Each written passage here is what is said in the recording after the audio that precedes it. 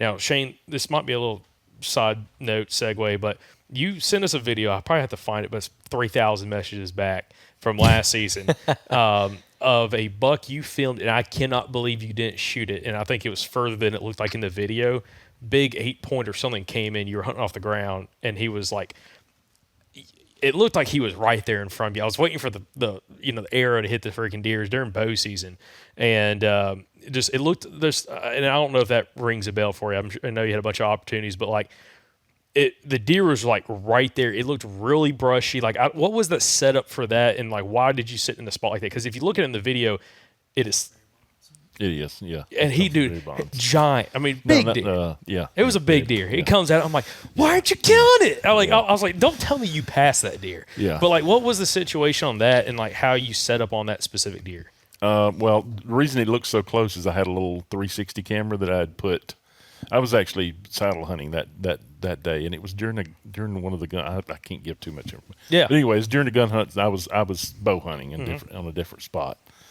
And I'd put one of those little 360 cameras out. That's why it looks like close, because I put literally on his trail. Oh, okay. Yeah, like where you come up on. So you're not next to the camera. You're back behind it. I'm about 30 yards, maybe 30, not even 30, maybe 20 yards behind the camera, behind the 360 camera. And I'm not hanging 6 feet off the ground either. But he had no clue. He never had a clue I was there. The area that we're setting up on is like just basically a ridge, and he had peppered it with scrapes and rubs. And there had been, at this point in time, I don't think anybody had been in there hunting that much, so he hadn't gotten much pressure at that point in time. But he just come out of a big drainage that was to my. You'll have to give directions. This is left, right, straight in front of you. It came from my right, and came up a little micro drainage that was choked out with mountain laurel. Okay, you could see that, and it was just like just brush everywhere when he's standing and there. The top of that area is like super thick. Like it's not like thick where you can't see through it, but that ridge top is just one of those unique places that just holds the stem count really well at that period of time. And yeah, he came within about 45 yards. If he'd have made it 40, I'd have probably popped him, but he just turned at the last moment and made that turn and looked back. I know the video. Yeah, he looked back. He looked back like that. Yeah. And I was like, why aren't you? Because that makes more sense. The camera's out in front of you. Because I was like, dude, it looks like he's in your lap. Yeah, I mean, had he kept going, he'd have probably ended up at like 12 yards. And he would have had no clue. I was literally up in like I said, about 6 foot, and there's a huge tree that brush pile right in front of me, and so he was on like an old road bed. And just at the last moment, he just hooked to his right, and kind of I think a tree limb. It was really windy that day. Remember that much. And that tree limb broke, and it spooked him, and he took off. So it was out of my life. So I wanted to touch on looking at the difference in strategy based off how much property you have to hunt when it comes to trail cameras. Okay, we're talking about again this summer pattern, getting into early fall. If you're a guy like my uncle who's got 89 acres to hunt, his trail cameras stay in the same spot year over year. He doesn't wait to put them out. He waits to put them out until late August before he does it. When you're hunting, like say like one of your farms, if you took out, I know like one of your farm had public around it, but what is your thought process on somebody implementing what we're talking about, trying to locate these deer in the summer, shifting them in, September, mid-September when they go to shed velvet and they're shifting? What is your thought process on hunting a bigger property where there's a big piece of public land, or you're just in a very large hunting club, multiple 1,000-acre hunting club or a lease, versus that guy that's got 50 to 150 acres, something like that, and he's trying to, focus on that property? Yeah, if you got the smaller acreage, then the historical data is going to mean a lot to you, because you're probably only going to be able to hunt when that deer is coming through there, unless you got perfect habitat. Like if your 50 acres has got a bedding area on it, food plot, like it's got everything within it, but more than likely you got to use that trail camera data that you find this year. And if that deer, hopefully that deer makes it, and you hunt that same pattern the next year, like you're hunting patterns in your property. So if I had like 40, 30, 40, 50 acres, I'm gonna just try to be patterning when those deer are coming through there when I can hunt them, and then hunting off of that year after year after year. As opposed to just peppering the area and thinking that the deer are just living on my 30 or 40 or 50 acres. So it's a much different process than if you've got 1,000 acres, because that deer at 1,000 acres you can chase a deer. Whereas with 50, you're playing the odds that you'll be there on a day that he's coming through. That's kind of the way I look at it. So Yeah. Also, in regards to that as well, one thing I'm interested in getting your take on is not only chasing the deer, but I guess the benefit of if you had a handful of cameras, being as strategic as possible, which I want to get into a lot more of like the strategy aspect of, we talked about the head of these SMZs, different things like that. We really didn't hit on the big woods all that much other than like brush piles and tops and stuff the deer we use for isolated cover, use micro ranges. But having options, I guess that's one benefit. Like Michael, you're talking about being aggressive. Guy's got 50 acres. He don't need to necessarily be super aggressive on that place. Like he needs to be very timely probably when he hunts it in a very specific window. But like on the public land side, or if you're on a really large piece of private land, you can do a lot more there. But again, the benefit of one of those cameras is finding whatever qualifications of a buck that you want to hunt, whatever that is, whether it's 110 inches, 150 inches, whatever it is. And having some options and trying to find some deer that you can kind of figure out independently. So if you do go bump one, you mess it up for a little bit, let them chill out for a day or two if you need that, and then go hunt another buck and have some options to jump around from. yeah. Yeah, absolutely. I mean, like I said, the small acreage, you're gonna have to really play it close to the vest, and use your camera data, not really for the year you're in, but for the next year, and just track it that way. That's the way I would approach it.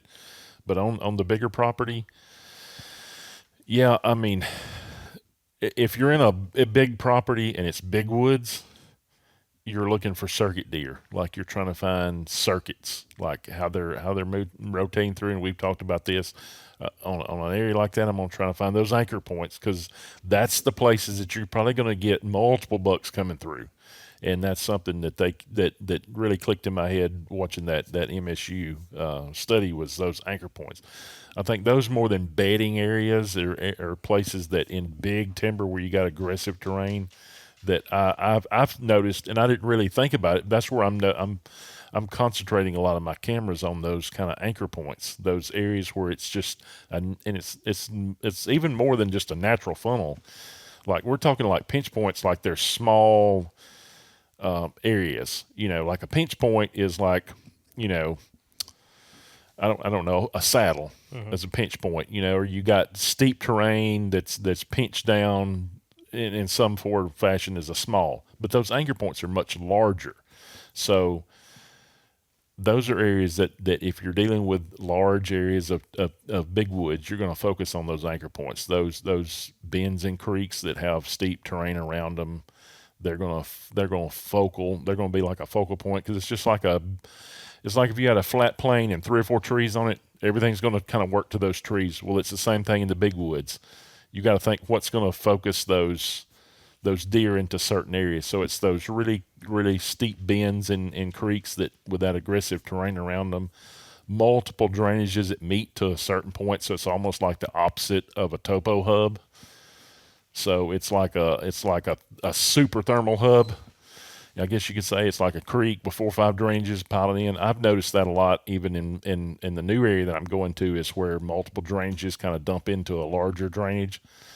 That's where I'm focusing on. So as your terrain and your size of what you're covering, you're just looking for those circuits and trying to pick those anchor points that'll get those bucks coming through, and just play your odds at that point in time. You're checking your historical data year after year. Same thing, I don't know if that makes. No, it does. Yeah. It does. And you kind of gave some good examples of what anchor points would be like in your area. Now, Pike, I want to turn it over to you, but then I'm going to have Shane answer too. What do you think some of the biggest mistakes guys make when running trail cameras, whether it's in the summertime, early fall, during hunting season? What would be your biggest thought that you hear from mistakes from different guys, or stuff that you've done in the past? Using straps for one. Using what? Straps. Okay.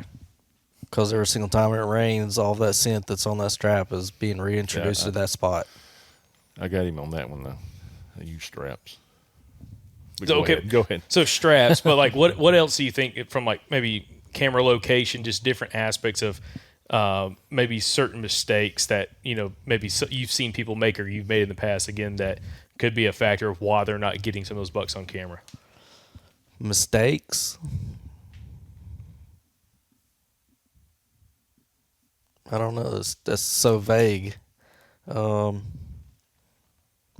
don't know. I mean, I feel like with trail cams, it's trial and error until you figure out what the deer are using. I wouldn't say there's necessarily a mistake. I don't know. Do you have an example of that? I think a lot of people make a mistake of just going and sticking a camera out somewhere, and they don't move that camera. They don't check that camera. They leave it there for 2 or 3 months during the summer, and they go back, and there's like 2 or 3 deer on it. It's like, well, this place sucks, I'll tell you a and mistake. you're gone, and you move on out, and Formatting your memory card with the wrong format yeah, and leaving it for 6 months. yeah. That's a big mistake. Yeah. Take any photos or save any photos? Yeah, not a single photo on 3 cams. Yeah. Well, and Shane, like what you're talking about, just putting a camera out and just letting it soak, just to soak it. I think it kind of comes back to the woodsmanship. They just find a spot, looks decent. It's a trail, just a random trail. Because I've done that in the past. I remember back in college, I had a couple real cheap cameras. You just go find a trail coming through an SMZ. You throw a camera on it, and you get like 2 does in 60 days. And then you're just like, well, this place just sucks. I'm not going to hunt here, And lo and behold, if you just checked it a little more, moved it a little more, done a little more investigation, there's probably a 130 there somewhere, Well, and the guys that are running trail cameras in the summertime, do you have a certain time frame of if they're non-cellular cameras, how soon they ought to check them or move them or thought process with that? No, I mean, when I was like up until this year, when I have kind of laid off on my summer, the previous years, I was checking them. If it went 7 days between me checking that camera, I was behind the curve. Like I was checking it because you get in summertime, you can do whatever you want to do. If you want to go in there with a boombox on your shoulder, like it don't matter, that's the time to really do the crazy stuff, Mm-hmm. So I mean, I check them at least every 7 days, and I want to really do it every 4 to 5, And then based off, if you haven't got a deer on there, then move it. Move it. That's what I was going to say. Yeah. And then once you get your cluster of deer, a lot of deer coming through there, then leave it. Well, and I was going to say, if you just get does on camera, you're not really getting any bucks.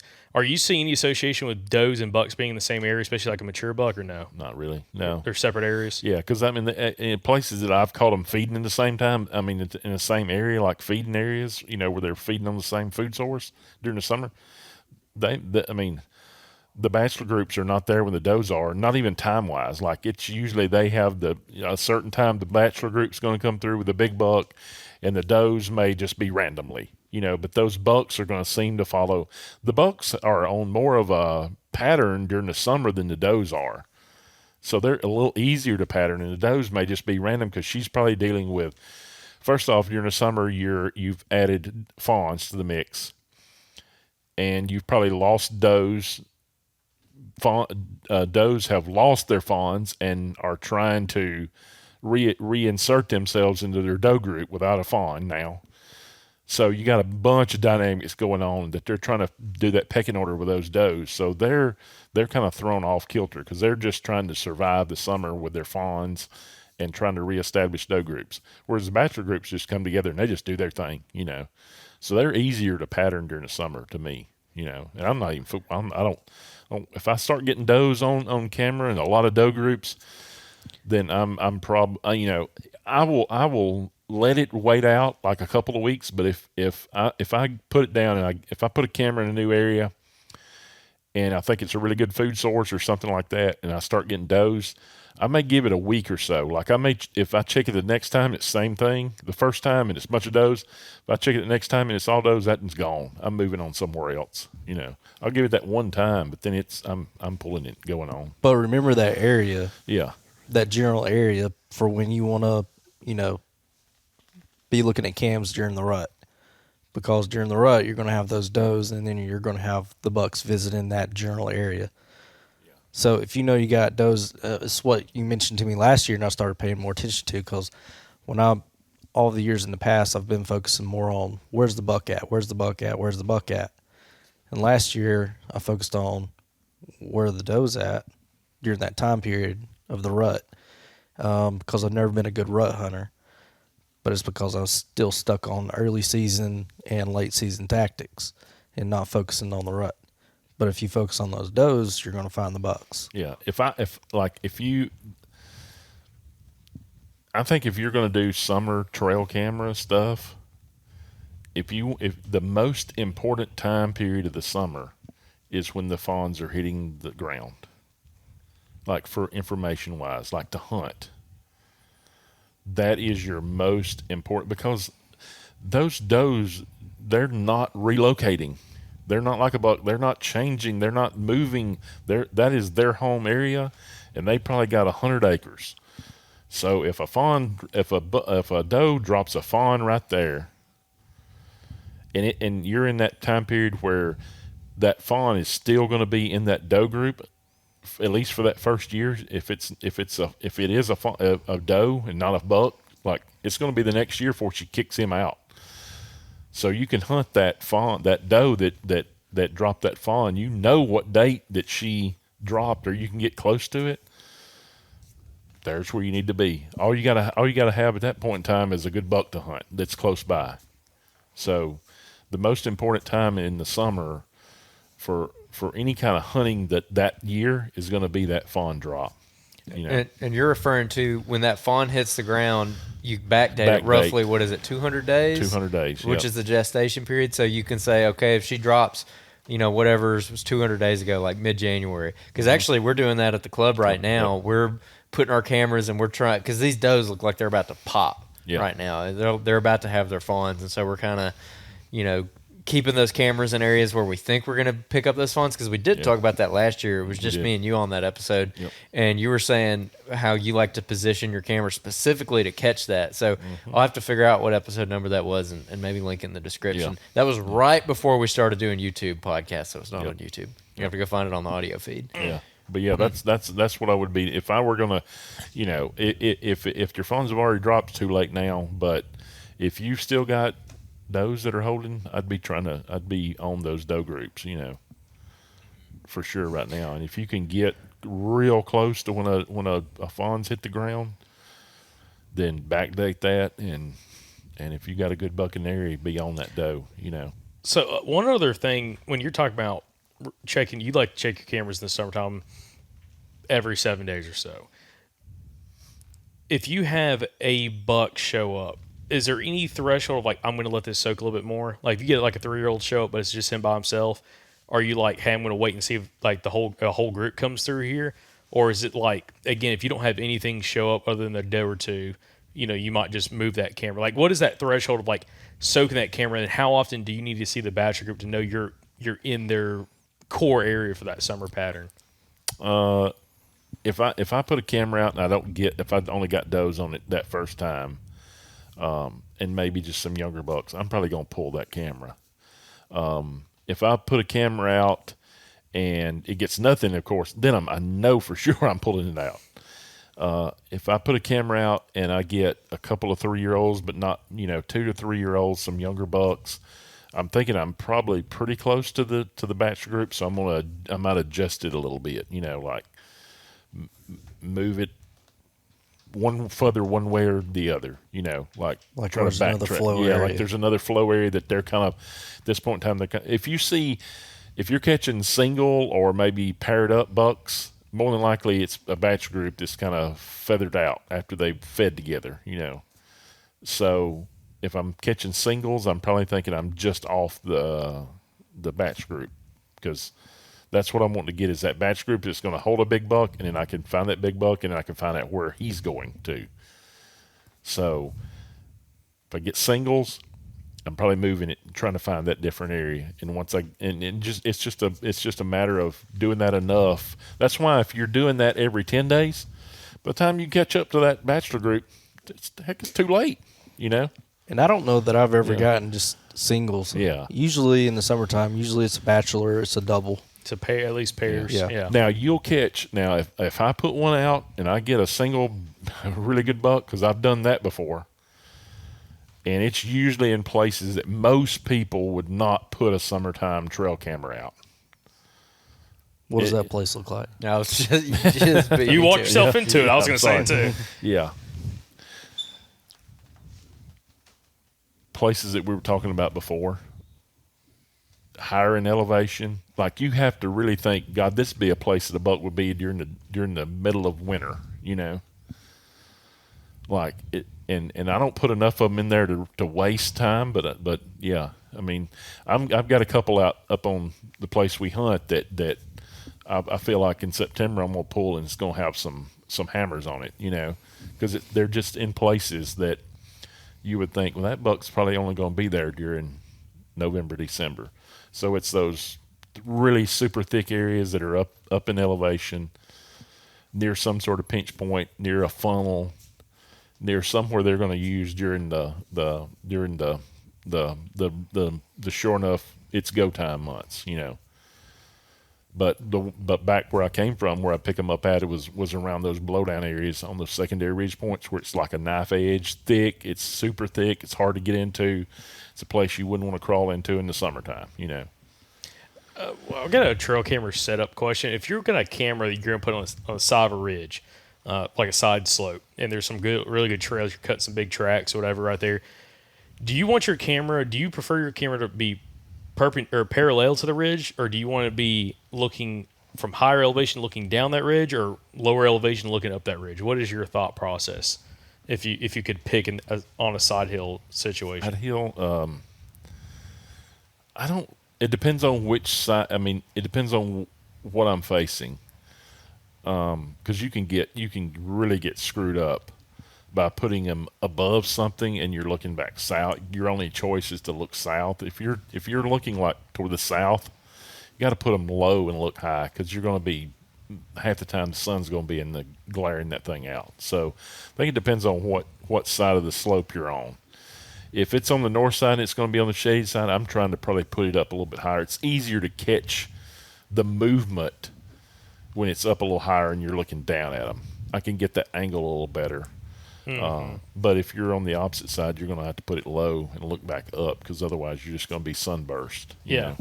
Okay, I was curious about that, because I've seen that, and then also kind of quartering uphill or quartering downhill as well. I wouldn't try to run it straight up or down. You know, like it's the trails running, side hill trails running this way. I'm not going to be pointing, you know, into a T. I'm going to be, you know, off one way or the other, you know. One thing you mentioned earlier, and we never really touched on it, was talking about like finding really good sun, like when y'all were just up in Indiana scouting. And I know you've been doing some summer scouting, and again, get your cameras set up ready for when they shift in September.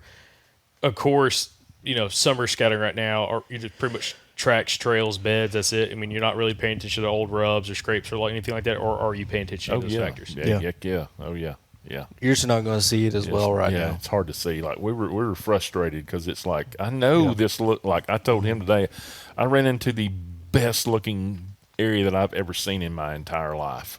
Like I've never seen habitat like this, but it was devoid of sign. Like you couldn't tell there was anything in there. But you can't tell me that October didn't roll around and it's not going to be just slammed full of rubs and scrapes, you know. But it's really hard. Like you can't just write it off, you know. But yeah, I'm still looking for that. Like we found it. I mean, we did 3 They days. bypassed the biggest scrape I've ever seen in the world. Like literally just walk right by it. We did 3 days of scouting up there, and I think I saw like maybe a handful of scrapes.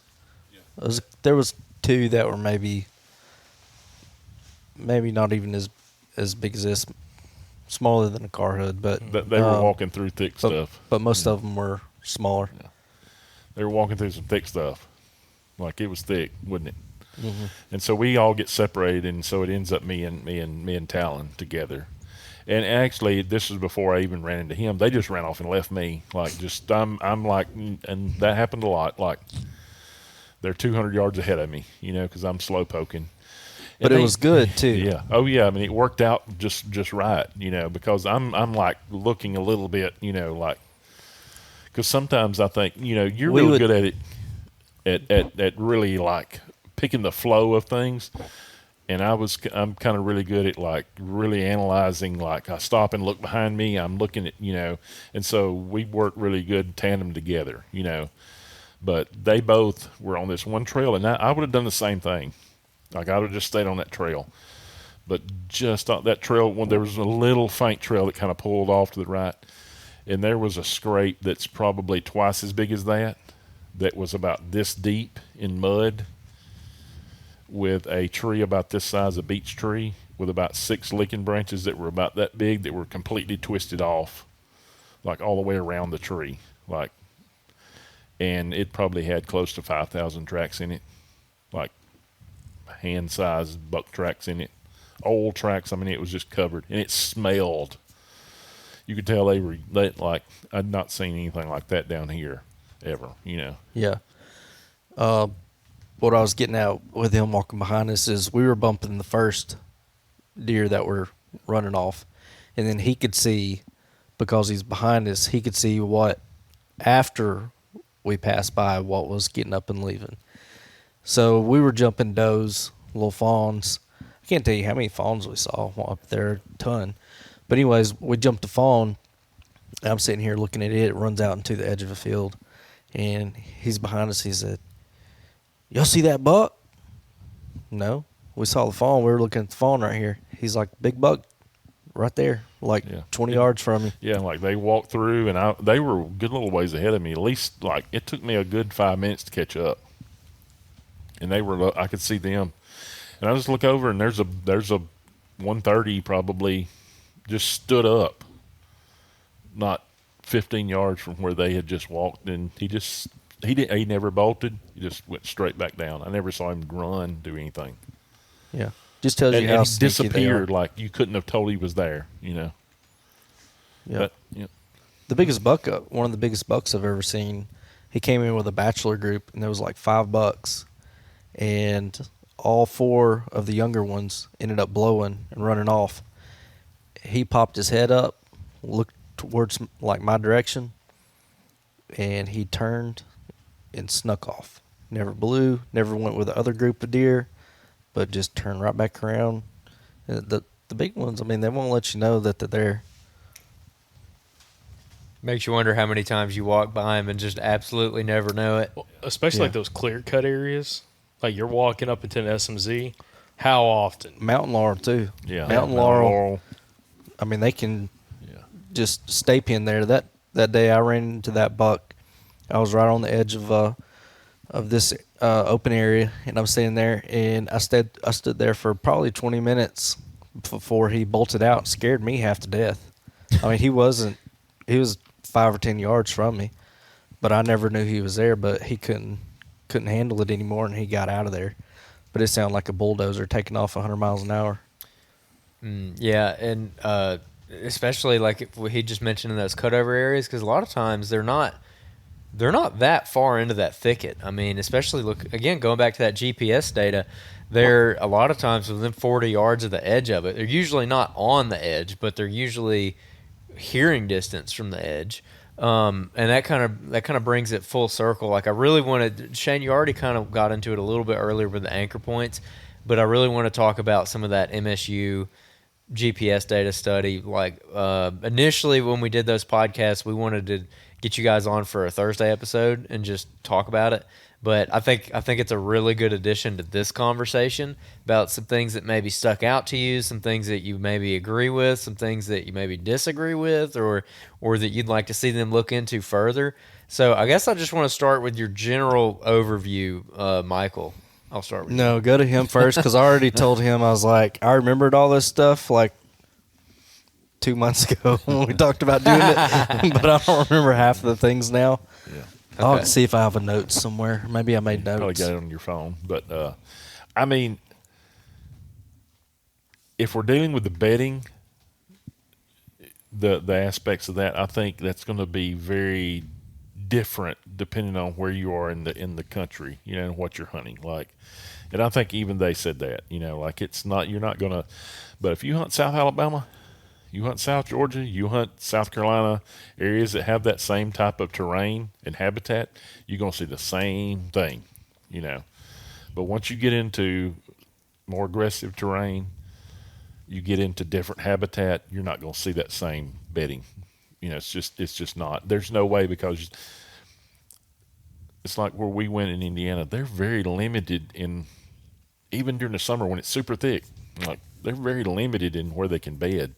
So once those mature bucks in those areas where your cover is reduced by half of what they're probably dealing with, you're going to see a different story as far as bedding goes. It's going to be more visual based. It's going to be more cover based, and it's probably going to be more consistent. And even like the studies I've seen from Penn State where they've done it, they kind of seen the same thing, that it's a little more consistent. Whereas I think, you get in South Alabama, you get in South Georgia, South Mississippi, anywhere in Mississippi, pretty much, because there's not much that's not flat, but you're going to see the same type of bedding, So that's my idea. Is you can't just you're not going to be able to we can't broad brush a buck anywhere in this country. Every one of them's different. So I think you're gonna, but as far as that type of terrain, that type of habitat, it's going to carry out. So you can use that knowledge. If you're hunting that type of terrain, you're probably going to see the same thing. Yeah, and Michael, before you go, just to clarify, like what exactly you're talking about there is that their GPS data basically showed they looked specifically at buck bedding, and it basically they weren't using the same beds over and over again. They had, I forgot the number, It's like 55 beds in 2 weeks. In a 2-week period. There was very few beds that they returned to more than one time, but there were bedding areas that they returned to, which they defined. It's like a 20-acre area or something along those lines. But they weren't coming back. Like if you're getting into the whole rabbit hole of buck beds, like he's going to a bed. They didn't find that in their data. And I think you hit the nail on the head with it, which we'll get into more in a minute. But Michael, what do you have on it? I would have liked to have seen the rest of the year what that bedding looked like, how many beds they were using. Even though it was like an 8 or 10 week. 10 weeks. It was a 10-week period, so they worded it kind of weird. I feel like they could have done better wording, because they said pre-rut, rut, post-rut, but the way it was broken out was the pre-rut was like way pre-rut, and the peak rut, and it was broken out pre-rut, rut, peak rut, and then late rut, and then post rut. Okay, yeah. Which is it's a weird time So frame. it's a 10-week period. So, I mean, I think they covered enough of hunting season with that, but they just, I don't know, they labeled it weird. I don't know. Yeah, I still would like to see outside, just not from a hunting standpoint, but like how many beds are they using the rest of the season? Mm-hmm. And I definitely think if you took out probably 6 of those weeks, that would probably be even more condensed, the bedding. So looking at it, he had graph charts on there, and because actually I didn't say it right. It's pre-rut, early rut, peak rut, late rut, post rut is how they had it structured. 2-week time periods for each of those 5, and even in the pre-rut, they were covering a lot of ground. When they were covering the least amount of ground or least amount of beds, and it's probably because they're on their feet more, it was during peak rut. I think it went from like 50. They averaged 4 beds a day to bedding every roughly 6 hours or so, and then it was during the peak rut. I think it went down to like 30-ish beds or so in a 2-week time period. Yeah. Which, I mean, if peak rut, they're on their feet, they're breeding does, moving with does. It's like probably aren't. They're not actually bedding more. Yeah. Yeah. So to me that makes sense. But yeah, that's why we're interested in trying to get Bronson back on and seeing if he can pull the data, because the data is there. They just have to go through it for like October, like opening week of season, like early like October 1st through like November 15th, because that would be classified as early season for them because they don't rut there until like mid-December, late December.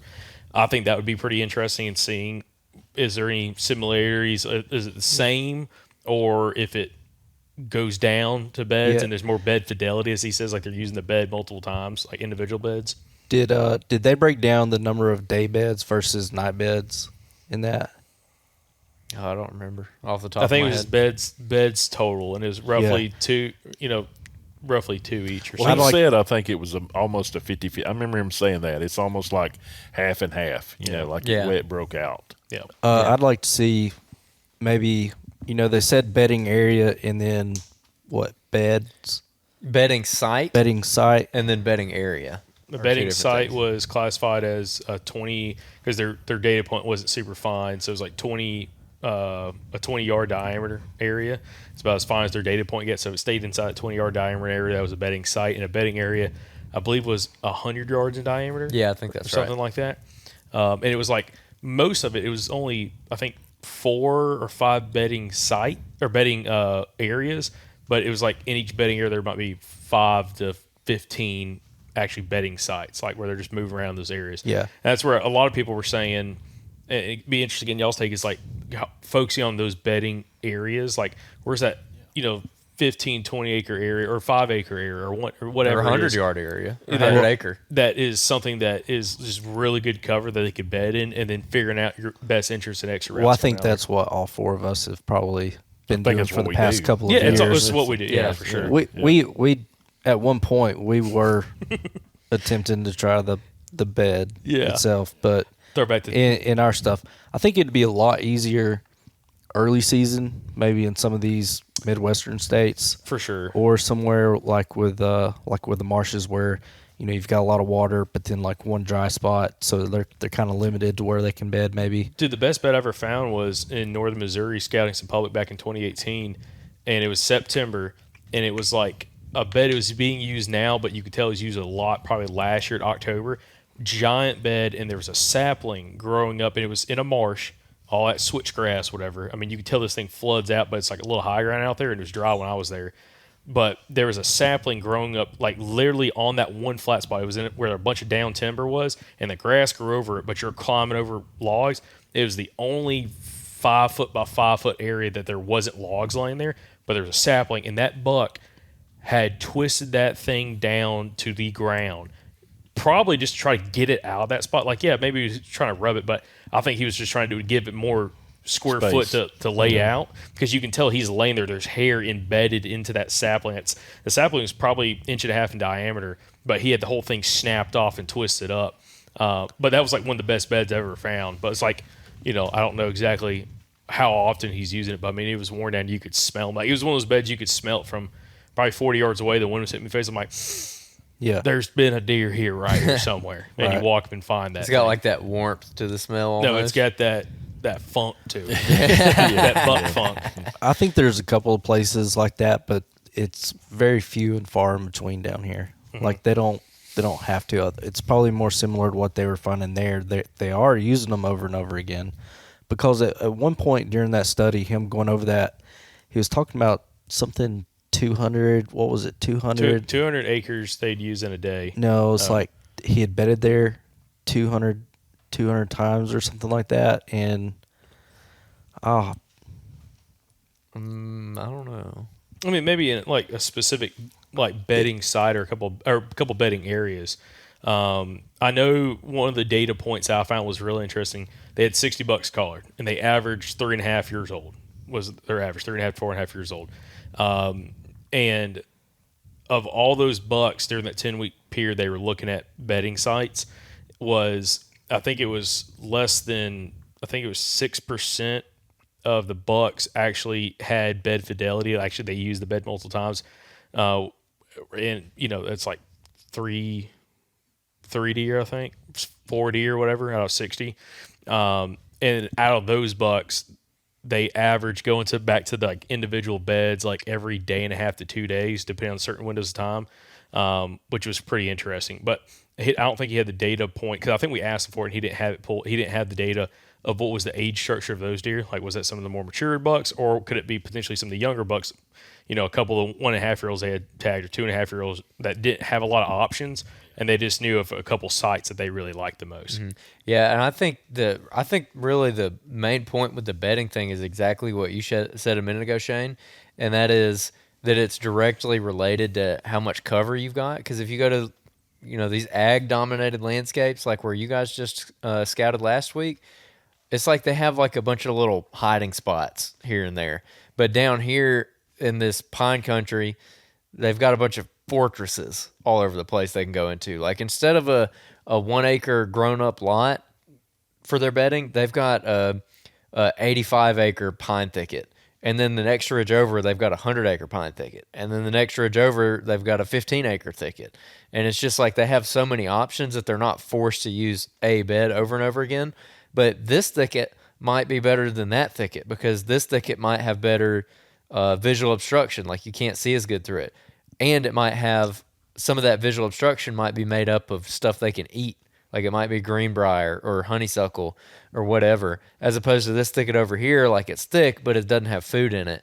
And so then you get into this thing of like you're trying to figure out which thicket is more attractive to a buck, like which one is going to actually hold him. But even it like an ag dominated landscape, it might be different. But also in a big woods setting, it might be different because it's really the same thing. Your landscape is not dominated by cover, and the cover is in very specific little areas, so they might have to be a little bit more picky about it. And I think that's more the background both of y'all come from. Yeah. Yeah. It's, because a lot of the areas that I've hunted previous to where I am now, I mean, the cover is about the same. The cover percentage is about the same. So it's still aggressive terrain where there is cover, and if there's not cover there, using the aggressive terrain as the cover, like nobody's going to get here. It's so steep. It's so rough, like those are areas that you can almost look, that's going to be your bedding area right there. You can already think that you can already make the assumption, if the cover is limited in those big woods areas, it's going to be what is the worst place possible that I can get to, and it's that steep terrain, a lot of times, and those are your bedding areas, and like I said, I think when you're looking at the big woods, aggressive terrain, mountains, really steep hill country, again, that bedding, that they're pinning flat land and watching deer that have no impediments. There's cover everywhere, so the movement is probably a lot more random too. Whereas I think if you're dealing with really aggressive terrain and you're dealing with steep terrain with limited cover, that movement is going to be much more localized, and that's what we see, and that's why I think it's probably easier to, I wouldn't say it's easier to hunt them by any means, but get them on camera and things like that, because there's only so many places they can go and stay hidden, Mm-hmm. So that's why I love hunting flat ground, but it's challenging. It's challenging, because there's cover everywhere. They can go everywhere, Mm-hmm. What were your thoughts on what Bronson was saying about, if you remember it, the buck movement as it relates to wind, where he was saying that they were trying to get a pattern basically on whether or not bucks were always moving into the wind or with a crosswind or whatever. And now they're specifically looking at him when he is getting up out of his bed in the evening and going on like his little evening walk, going to his food source or whatever. And they found that most of the time, or almost all the time, as I think the words he used, they're either straight into the wind or have the wind straight over their back, but it's very rarely a crosswind. Does that track with like what you've seen in the past? It's something that I've had a conversation with multiple people. It seems to be like when they're feeding, they've got wind to back. Maybe when traveling, more wind to face. I don't know. That's especially like the feeding areas. As soon as Jacob heard that, he called me up and he asked me my thoughts, and I told him this example. I used to be in a hunting club years ago, and I knew where the bedding area was, and we had a green field on the power line, and the deer would come from the bedding area. And if the wind was coming from, so pretend like they're coming from the left side if you're looking at the power line. That's where the bedding area is. If the wind was at their back coming into the power line, they would feed at that power line. Now, if it was coming from the opposite side, blowing into their bedding area, they would walk across the power line through sage at the top, loop back into the green field, and feed with the wind at their back. Like that. I think a lot of times these deer are just going in the general direction of the place that they're going to feed. No, not really no care to the wind. But when they get to the feeding area and their head's down, I think they like the wind at their back. Do you agree with that, Shane? Yeah, I agree with that. Yeah, yeah. And I see, like, I don't, I'm hunting thermals more than wind too, because I don't think that they can. Most all the movement that I'm trying to hunt off of in the afternoon, like when that would be a thing, it would work that way because they're trying to chase the thermal dropping. So it's like that thermal is running away from where they're going, So they're trying to get to it. So yeah, and that's the thing that I see a lot of times. That's probably if you looked at it as if they just moved that and moved it to a mountainous area, that's probably they'd see the same thing, because unless you have a strong enough wind that overpowers the thermals, more than likely when that thermal kicks in, you're going to get a little wind flow with that, and they're going to do the same thing. Like they're going to go with that wind direction. It would kind of be hard. It would kind of be hard to pick out on their graphs, because I don't know if the wind flow would be enough to even tell, But I definitely see in areas, especially when I've had my farm, in the food plots and when they're coming into it, that when I would hunt and have success, like killing even does, the same thing. Like they would travel. If I had a north wind, there's a couple food plots that I would hunt. And if I had a north wind, I knew to hunt that south side of that because they're going to be they're going to be walking that 200 yards to 150 yards south of that food plot, and I could catch them on that crosswind. But when they entered the food plot, it was on the complete opposite side. Like they would loop around to get in that lower area opposite of where the wind is once they started feeding. So I would put myself in that area to kind of intercept them if I was trying to take out does and stuff like that. I think we had that conversation on the way back from Indiana about the thermals. That's, a lot of people are doing their setups and everything according to the wind. I think the most crucial time is setting up for that thermal, especially in the evening. That'd be the only difference in where a deer enters, is based off that thermal. A lot of times they'll come up in that low spot, like in a field, something like that. They'll enter in that low spot. They may go out there in the middle. I've seen a lot of deer run out into the middle, and then turn around and then start feeding. So another thing I wanted to ask about, especially with y'all being more hill country, aggressive terrain guys, is the whole idea of the wind direction. You kind of touched on it a minute ago, Shane. So the wind swirls so much in that aggressive terrain because it's hitting those hills and it's eddying just like water in a creek, going over the tops of those hills, and it's rolling back on itself. It's ricocheting off. It's doing all kinds of crazy things. And that's always been my big problem because, like, with that data, they're in pretty flat land, so I think they maybe get more consistent wind. But I'm like, if you tried to do that here, I don't know if you could actually tell because the wind directions are so off. And that goes back to this is my entire problem with wind-based bedding specifically, is like, this bed sets up for south wind because he can bed here and have the wind over his back. I'm like, how does he know that south wind, like, when it is a south wind, is it really a south wind in this spot, or is it swirling? Is it doing something else? And like, how would the buck even know? And how could he reason that in his head? Like, I don't think they can do it. So one of the only things you could do in that kind of situation is if you're consistently seeing a deer come out, the weatherman says north wind, and you're consistently seeing them come from a certain direction, just know that if you're seeing them on that, according to the weatherman saying it's out of the north, I would still hunt it out of the north, even though it may be going 180 degrees different direction from that point. Yeah. And you may feel that, but if you're basing it every single time off of what the forecast is, then there's a good chance that it would still hold true for that certain area, even if it is hitting you from a different direction. It would just be a consistent way to determine, but it's only going to be if you've got an observation from, seeing the deer do that. This was something I never really.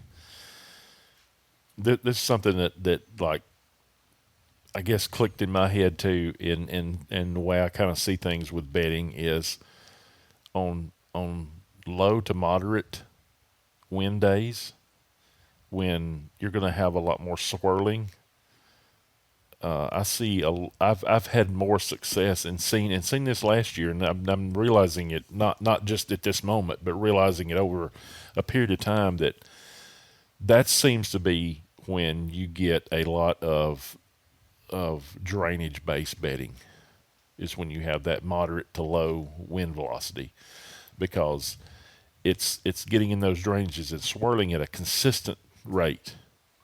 So if you don't have if you have a light wind, say 4 mile an hour to, like, I don't know, what would you say a moderate wind is, like 11 to 12 or something? Anything over that's kind of, so in that range, that's when I think you're going to see a lot of the drainage based bedding, just based off of what I see. And when it gets above that, I think that's when you start seeing the higher elevation bedding, like for bucks, because at that point in time, they're trying to get that most consistent wind, if that makes sense. Like, you can no longer rely on a swirling wind to cover me here. I've got to get somewhere where I get a really consistent wind and work that wind, So I think that's the only time that I really, like, base my hunting off of that. High wind, if it's over 12 mile an hour, I'm kind of trying to think like a buck and thinking, I'm going to try to utilize that, because not only is that wind higher, it's kicking out, it's making much more noise, stuff's moving a lot more. Where can I be that's the most consistent? So that's how I don't worry about the direction at all. I think it's more beneficial for us, and we probably don't have near as many problems because we hunt off the ground a lot too. I mean, I would say 90% of my hunts are off the ground, and I really don't think you have to worry about near as much when you're hunting off the ground like that. Like your wind's not traveling as far? Yeah, as far as wind. I mean, how many times off the ground do you get busted from wind or thermals? The only time I ever get busted on the ground is when it just makes a complete shift. Like, I'm on the ground, wind is pretty consistent, and all of a sudden it just shifts, But if it stays consistent, I'm rarely ever getting busted off the ground. That I know of. I'll say that. Yeah, that I know of. I mean, the last time I got, had a deer blow at me, I don't even know the last time. Like, I mean, it's been a long time. Now, if I'm up in a tree, it happens a lot more frequently than if I'm off the ground. I remember down there at the Southern WMA, and I had a deer blow at me. This was early October. I had a deer blow at me like 200 yards away, but my wind was blowing right over there across the drainage and straight to that point, and I know good and well they had to have smelled me. I mean, good and well. But, I mean, the amount of times I've gotten, had a deer blow at me while I was on the ground is slim. Well, Tom Brownlee said the same thing in episode 598 about, if you sit on the ground, especially if there's cover around there, like, your scent's not going to travel nearly as far as if you get elevated, and it can loft out there and then also settle at some point. Yeah, it gets dispersed when it goes through that cover. It's like getting broken up and dispersed over space, and that actually helps you keep from getting busted from further distances, because he was talking about how the deer smells in like parts per trillion most likely, and so the more dispersion you can get, at 400 yards, that scent is so dispersed that they're a lot less likely to pick it up at that range. Or it just might not travel that far. Or it might not travel that far, yeah. Yeah, well, that was, years ago we did that spray can analogy. Like, think about, like, if you're on the ground and you spray a spray can, it's going to be very concentrated. Like spray right paint. there, yeah. But if you're 100 foot up in the air and you spray that same thing, it's going to go everywhere, but it's so spread out that, like, are you really getting that much scent? But if you're, like, in that in-between area, you get both. You get the distance and you get the concentration in a way. Well, it's like, again, another past guest, I guess that's 596 with Greg May here. He talks about he loves to climb high. He's a climber guy. And if he's on a feature, he's like, I'm getting at least 30 feet up. If I can get higher, I'm going to get higher if it makes sense and, like, still be able to shoot. And he's like, I just feel confident, like, they don't see me as easy from up there. Maybe get away with, that sense kind of carrying out past where the deer are coming from by the time it settles. And it's like, that was Shane, you probably know a lot of guys like this, and you probably did this too. a lot of my uncles, they're talking about, using climbers back in the 90s, early 2000s. Your scent control was climbing as high as you could. Yeah. And like, especially gun hunting, it's like if you could get, like, people, it's a lot more common for guys to climb a lot higher down here in the South than it is in the Midwest, depending on like the kind of tree types you're climbing. But like, you get a big longleaf pine that you can get a climber on, there's not a limb for 60 feet. If you want to adjust that platform on the way up, you could get that high if you really wanted to.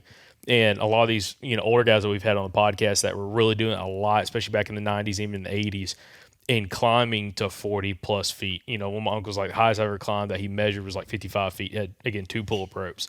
And it's like, you get that high, it's like that scent's going so far, especially on like a high wind day. Unless the deer's 400 or 500 yards down past you and that scent's settling at that point, like deer within a couple hundred yards isn't going to smell you. Well, that's one thing I think is beneficial about a climber or one sticking, because you don't have all of the, steps and ropes all the way up the tree. I mean, all of that can carry scent. I mean, think about going and eating a chicken biscuit before you come in the woods and then grabbing on your, all of your climbing gear. Like, all of that scent is going to be, I mean, just think about all the grease and stuff. Like, all on your straps. Why is it every time we talk about biscuits on this podcast, it's always chicken biscuits? It's never bacon, egg, and cheese, never sausage, egg, and cheese. What's wrong with her? Spicy chicken biscuit, dude? You can't beat a spicy chicken biscuit. You go to Jack's, get a chicken biscuit? Dude, I'm a chicken biscuit guy, too, but I'm just always curious. Every time, like, Talon mentioned that when we had him on with Tom Brownlee, it's like, yeah, I get chicken biscuit in the morning. I'm like, that, I mean... Listen, in the South, we sell some chicken biscuits. Now, man. I could do a sausage, egg, and cheese McGriddle, or I could do like a steak biscuit from Jack's. Dude. But that's my only options outside of chicken. Spicy chicken. If they got spicy chicken, I'm going to get 2 of them. Dude, yeah, you go to Jack's before you go out to the woods. You get a spicy chicken biscuit or just a chicken biscuit and the sausage, bacon, and or sausage, egg, and cheese biscuit, and I'll eat one on the way. Hey, throw the other one in my pack. Eat it about 9 a.m. Fat kid move. You get chicken biscuit from Jack's. Add egg and cheese to it. Thank me later. Thank me later, dude. That's the sponsorship we need on the podcast. Y'all don't do the bologna ones? No, dude, I'll smash the blood. Dude, any biscuit bologna? that Jack's has, I'll eat it. Yeah. Jack's makes a good biscuit. I'm not gonna lie. Man, they ought to sponsor us. You're selling hard. Yeah, they ought to. Hey, Jack's, you listening? We're sitting at 2 hours, so we're gonna get to a point of wrapping up here. One thing I wanted to ask you guys about is going into this deer season. I know that y'all are going to Kentucky early season. Y'all are going to be obviously hunting here in Alabama. You got your Indiana trip coming up, along with a couple other hunts just around the state that you're going to be doing. What's one thing you're real excited about this year? Just maybe something new that you're trying, or just some goal that you have. What's something you're excited about? You got a little grin on your face. That's because I told y'all I wasn't going to tell y'all. I don't know if I told y'all. Why do you think I brought it up? Hold your feet to the fire a little bit. Yeah, if I'm not tagged out with $2 before I go to Indiana, in Alabama, that is. So $2 before November. Yeah, in Alabama. You calling your before shot? the end of October. Before I got 3 weeks. Okay. Yeah. You care to elaborate? Nope. He's gonna write a book. Yeah, is this the thing that you said? We were like, "Hey, if you kill the deer, will you tell us?" And then you were like, "I will." If I you kill said 2. after 160, and I said no, probably after 2. It won't be a 160, but It'll be 180. No, it'll be $2. That's all I'm saying. It'll be 290s. If I'm carrying my longbow, then yes, it will be. Okay. By the way, everybody keeps asking me how's my crossbow doing? How's my? Yeah. By the way, I haven't brought a crossbow. Just shame. Somebody it just like that. somebody just filmed me without me knowing it, shooting a crossbow. Oh, you told me to film you. Oh, I gotta light the fire somehow. Like gotta stir the pot. Oh way, yeah, he's always stirring the pot. You hunt with a longbow this year? Yeah, I did last year too. Okay. Yeah. Like exclusive, or just when you're feeling lucky? No, just when he's feeling the pain. When I feel like going and walking a long ways, I'm taking the longbow. Yeah, I could imagine that's pretty nice to carry. Oh, it is so nice. It's just nothing. Yeah, I had a 8-point at like, I don't know, he's 30 yards, but he never turned broadside last year on the ground. But yeah. So back to getting excited, you got this new technique thing that I don't know. You're not going to tell us about. We're going to see. What if it works? Are you excited excited it's going to be real successful. Are you excited about any other hunts you got coming up, whether it's Kentucky or Indiana? Or I'm not really excited about Kentucky because I know what that hunt is like. It's 90 degrees. It's mosquitoes, ticks, and a lot of poison ivy. Sounds fun. Yeah. Cool. Wash your hands before you do anything else. Hey, get you that Dawn dish soap. Wash your hands with it. Yeah. I think Parker's going. We'll see if he ends up in the hospital with having to get steroids. he usually gets tore up every single time we've ever went up there. With poison ivy. Yeah. Yeah. I mean, he gets them good every single time. That's like my brother, my youngest brother. If he walks by it, he doesn't even, like, for real, doesn't have to touch it. If he gets close to it, it'll get on him. Like, just, I don't know, vapors. There's some people who are just that away, you know. Yeah, I've climbed trees covered in it. So- I don't get it. I call that natural selection. Yeah. You shouldn't be in the woods right now. That's what I tell my younger brother too. Because I mean, he'll get it on his stomach. I'm like, you had a shirt on. How did you get it on your belly, dude? Is that Thomas? Yeah, and he'll be like, I mean, he'll break Thomas, out. you're so soft. Dude, he'll break out in hives. I mean, it's bad, man. It's like he's not the guy you take on an early season bow hunt. But Shane, what about you? What are you excited about this year? Yeah, I'm looking forward to Kentucky. It may be hot, but it's early deer hunting. I'll take that any day. Definitely in Indiana, I think we're going to have some. At least we'll be on deer there. So I'm excited about that, and I'm doing something different too. The area we're hunting now, I'm picking specific days to hunt specific deer, and I'm going to see if that pays off. Like year. annual patterns? Yeah. So I'm picking a specific buck on a specific day at a specific location, and just hunting in that location those days, and not any other days in that location. So I'm gonna see if that. And he got a stack full to go off of. So Yeah, should. I'm excited. yeah, I'm excited to see how he does this year. No pressure, Shane. No But pressure. we're all watching you very closely. All the listeners are going to be voting for you, Yeah. cheering for you over here. Yeah. But yeah, and then just enjoying time with all you guys. That's really it. Yep. That's what I'm looking for. Oh, I'm excited about that. It's probably the most Deer excited camp, thing. yeah. That's what I'm saying. I'm like, Yeah. dude, I like, live for the deer like, camp. Yeah. I'm excited for this Kansas trip, but outside of that, I just want like some deer camps and just Yeah. like hanging out and hopefully shoot some deer or cut some shirt tails off Andrew's shirt. Yeah, or mine. Yeah, I may not have a shirt left. Yeah, that's right. It's all part of the experience. That's the best part of every year, man. Is Cut the deer whole back camp. I've missed 4 deer by the third week of October. If you miss a deer over 140, the whole back of the shirt gets cut off. Yeah. That's right. We hang it up as a flag. You're just wearing a poncho. Oh, that's great, man. Yeah. Oh, by the way, so Pike, I brought this up to you before we started the podcast. I think it was upstairs or maybe on the phone. We've had a couple listeners ask about following along with a couple guys throughout hunting season and kind of seeing how things progress for them. I want to do that with you. Yeah. So I want you to kind of I'll mention it to Shane, too. Shane Yeah. would be interested, I think. Just maybe both of y'all just kind of touching base, once a month on a Thursday episode, just seeing like, how's everything progressing, opportunities, missed opportunities, all that kind of stuff, and just, kind of run through it. Well, probably we need to come up with a kind of a list of very specific questions we ask, and it just kind of follows up every single month so people can kind of track and see, because that's we had a handful of listeners bring that up at the Mobile Hunters Expo, and then also one guy brought up on Patreon on one of the Hunters Hangout meetings, and then at the World Deer Expo I had 2 other guys tell me about it. I think it'd be beneficial to see how we Yeah, 'cause me and him are going to have completely different kind of ways of hunting this year, And then, for instance, how I think the season's going, like being having two bucks, by the third week. If that idea doesn't pan out, because I don't know if it's going to or not. It's just an idea, and I've kind of been like, okay, where did I see this deer at? Where did I see this deer at? Oh, well, those do kind of line up. So we'll see. If that doesn't work out, then I may be behind the 8 ball. So we'll have to see. Plus, this year, food could be totally different. Food last year was really good. Really good. A lot of Big Macs out there in the woods. There was a lot of sign thrown down really early, and we were on deer quick. I didn't even hear what you said. What is? You said the food was really good last year. Like a lot of Big Macs in the wood. No, Big Macs a lot in of the woods. spicy chicken biscuits. And lots of toilet paper too.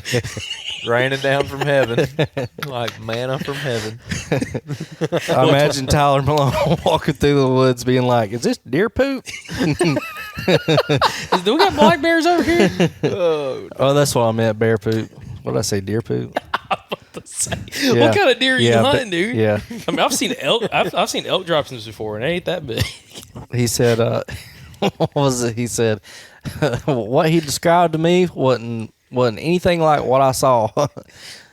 Yeah. Way to make an awkward moment. Y'all don't know what I'm talking about? No, what are you Y'all talking didn't see about? the bear video? Yeah, I've When seen he- the bear video. Well, it was in that bear video. Oh, well, I don't remember that part of the Yeah, bear. Yeah. it was funny. The one where he's yelling at the bear, he's like, "Get out of here!" Yeah, he's like, I ran out of there like I had a good day yard selling. Dude, we had a listener, these two brothers from Mississippi that had a bear situation like that. One of the brothers did in Mississippi last year, and he had a video of the black bear, and he thought it was a black coyote, and it was a bear. And he said it came up. He filmed it, and it came all the way up to his tree. It started climbing the tree, and he started kind of like yelling at it, getting away, or everything. Because he said he started trying to like, Come here, boy. it was interested in him. And I'm like, oh man, that's fun. Oh my gosh. So, but yeah, fun stuff. But no, I appreciate y'all hopping on. Yeah, that'd be super fun to kind of follow along with you all throughout the hunting season. Little Thursday segments and getting some updates from you guys and just seeing how everything's progressing. Well, I don't even want to say it. Might need to knock on wood for you two, but like hopefully I'll save some money for some taxidermy bills. Yeah, it'd be nice. Yeah. Yeah, So still got to pay mine off from last year. I still got to take mine, so don't feel bad. yeah. So anyway, but appreciate y'all joining us on the podcast, listeners. Thank y'all for sticking around. I'm sure this is gonna be a two-parter. No, and Andrew. But appreciate y'all watching this episode. You know he's right. Yeah, you no, know and he's Andrew. right. No, and Andrew, Yes, you can you always cut cut him up. Chop it up, baby. Getting the most out of it. But appreciate everybody watching these episodes. Appreciate y'all listening to the podcast as well. If y'all have enjoyed this episode, please leave us a 5-star written review on Apple Podcasts. And let us know in the comments, especially on YouTube, what y'all liked about this episode and y'all's thoughts on, again, following up with Shane and Michael here throughout the season and seeing how, their seasons are progressing. So appreciate y'all watching. Appreciate y'all listening. We'll catch y'all back here on the next episode from the Southern Outdoorsman Podcast. And remember, guys, y'all stay Southern.